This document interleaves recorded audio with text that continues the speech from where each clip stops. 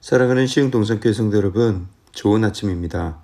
맑고 쾌청한 날씨에 하나님께서 주시는 힘까지 더불어서 빠듯한 하루가 아니라 알찬 하루, 또 바쁜 하루가 아니라 보람찬 하루가 되시기를 주님의 이름으로 축복합니다.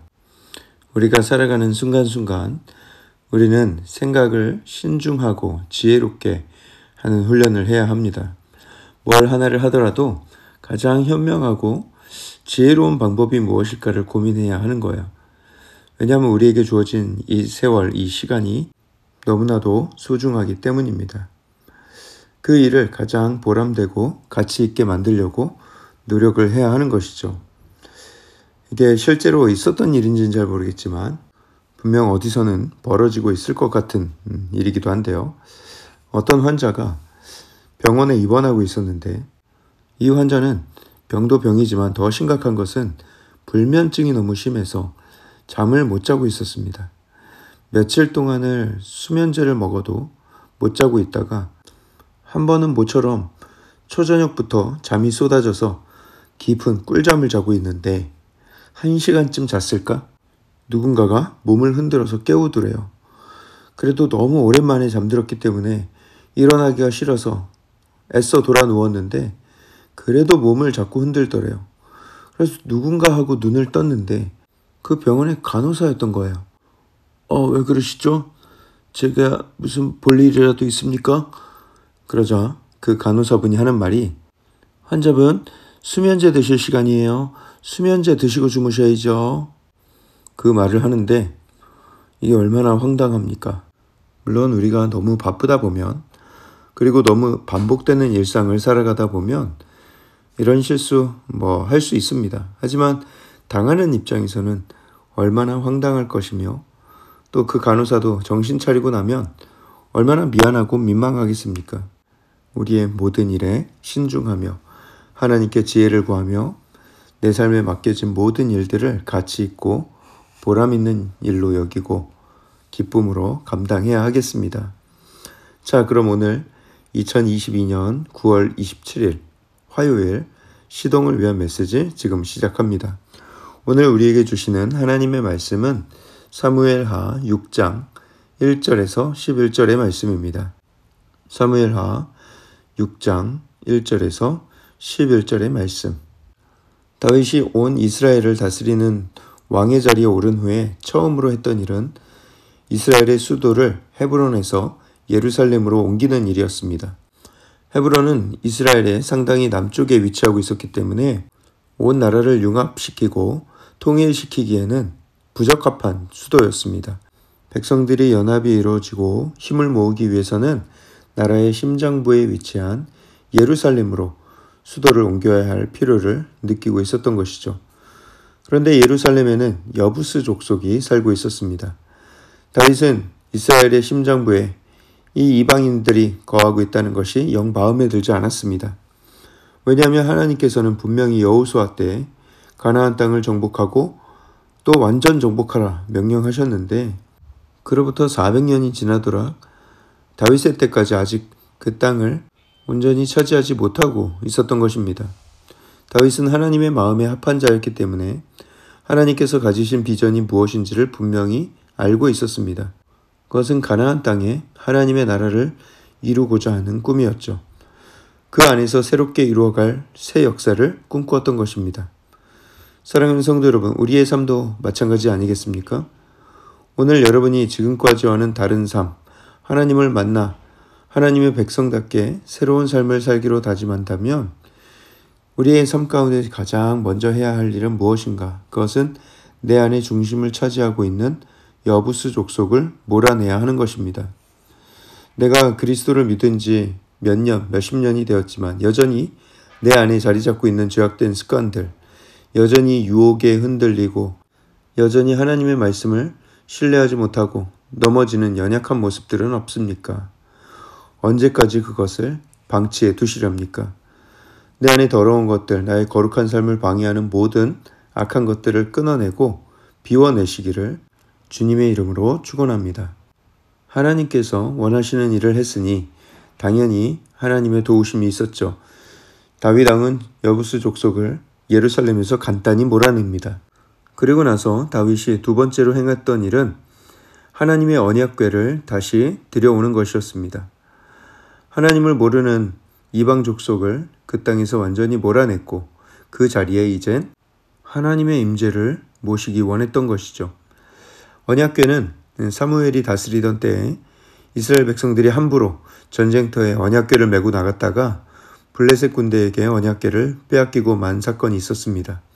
하나님을 의지해야 하는데 하나님 의지하는 마음이 아니라 언약궤를 마치 우상처럼 여기고 전쟁터에 메고 나갔던 거예요. 그것만 있으면 승리할 줄 알고 말이죠. 하지만 결과는 비참했습니다. 전쟁에 패했을 뿐만 아니라 언약궤를 빼앗겼어요. 또 그 언약궤를 가져간 블레셋 사람들은 큰 저주를 받습니다. 그리고 겁이 나서 그 언약궤를 이스라엘 진영으로 돌려보내요. 하나님께서 스스로 구원을 이뤄내신 것입니다. 그리고 그 언약궤는 결국 아비나답이라는 사람의 집에 머물게 됩니다. 저 산골에 있는 사람이에요. 언약궤는 그렇게 먼 산골짜기에 있었는데 수십 년 동안 그 언약궤를 다시 성막이 있는 곳으로 들여오려는 노력을 하지 않았습니다. 사울 왕이 통치하던 40년 동안 단 한 번도 그 언약궤를 찾아올 생각을 하지 않았던 거예요. 사울은 자기가 왕으로 있는 동안 그 언약궤가 곁으로 오는 것을 싫어했고 두려워했던 것입니다.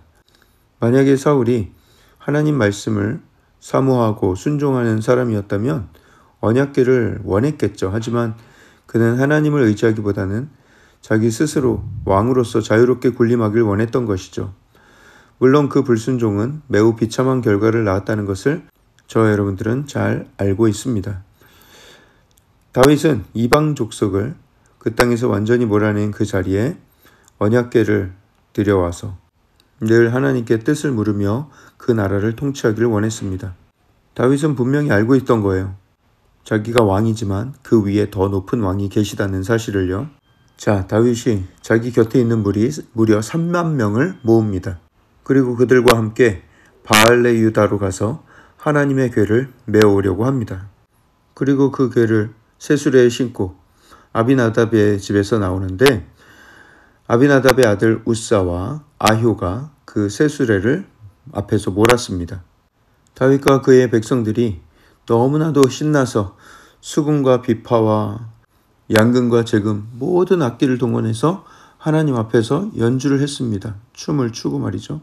그러다가 낙원의 타작마당이라는 곳에 머무르게 됐는데 그때 갑자기 이 소들이 뛰는 거예요. 이 소들이 미친 듯이 펄쩍펄쩍 뛰니까 우사가 궤를 붙들었습니다. 우사가 왜 궤를 붙들었을까요? 불안하니까. 궤가 수레에서 떨어질 것 같으니까 그렇게 붙든 거예요. 그런데 오늘 본문 7절에는 여호와 하나님이 우사가 잘못함으로 말미암아 진노하셨다. 그리고 그를 그곳에서 치시니 그가 거기 하나님의 궤 곁에서 죽으니라. 굉장히 충격적인 사실이 기록되어 있습니다.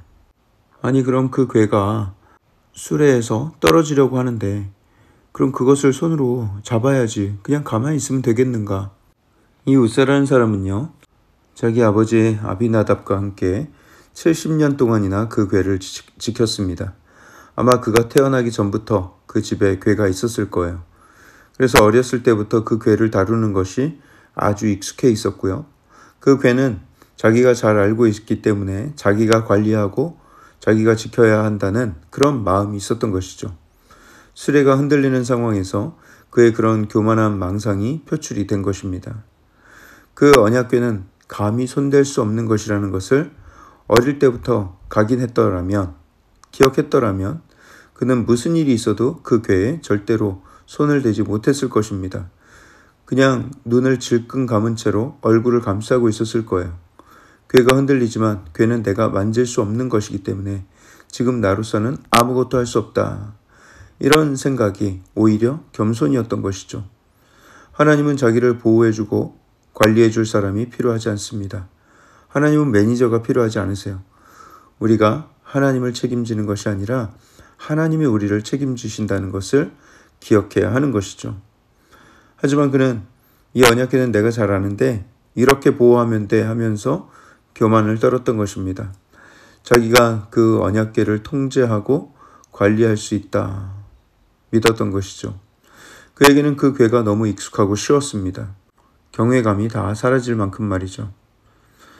여러분, 교회에 오는 것이 익숙하고 신앙생활이 너무 익숙해지고 예수님의 십자가가 너무 익숙해져서 그래서 우리 안에 사모함과 경외심이 사라지게 되는 것을 주의해야 합니다. 특별히 우리가 코로나 시대를 지나면서 온라인으로 예배를 드리고 주일에 집에 있는 것이 익숙해지고 그러면서 예전보다 예배에 임하는 마음이 많이 흐트러진 경우가 있습니다. 두렵고 떨리는 마음, 하나님을 경외하는 마음을 다잡고 우리는 다시 진정한 예배를 드려야 할 수 있어야 하겠습니다. 경건한 마음과 복장과 또 하나님께서 기뻐하시는 자세로 하나님 앞에 두려움과 경외심을 가지고 예배에 임해야 하는 거예요. 그 두려움이 사라지면 우리의 예배는 끝입니다. 하나님을 경외하는 마음 없이 드리는 예배는 하나님이 결코 기뻐 받으시지 않으실 것입니다. 우사의 죽음을 보고 다윗은 분을 내었습니다. 하나님께 화를 냈던 거예요. 그 당시에는 우사가 왜 죽었는지 정확하게 알지 못했던 것이죠. 무려 3만 명이나 함께했던 그 대규모 축제는 국가의 축제는 그렇게 끝이 났습니다. 오히려 대단히 큰 장례 행렬이 되고 말았어요.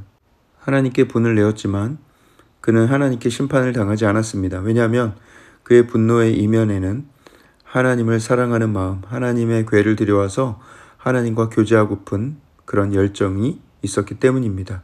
하나님은 그 화를 내는 열정과 하나님을 찬양하는 열정이 결국 같은 열정이라는 것을 알고 계셨던 것입니다. 오늘 이 이야기를 통해서 우리가 하나님을 어떤 마음으로 경외해야 하고 두려워해야 하는지 그리고 예배의 참된 자세를 우리가 스스로 돌아보아 하나님께 신령과 진정된 예배를 드리기로 사모해야 하겠습니다. 사랑의 하나님 감사합니다. 우리에게 예배의 특권을 주셨습니다. 우리가 그 예배의 특권을 가지고 하나님을 경외하는 마음을 가지고 온 마음과 정성을 다하는 예배를 드리게 하시고 최선을 다한 삶, 최선을 다한 예배의 삶을 살게 하여 주시옵소서.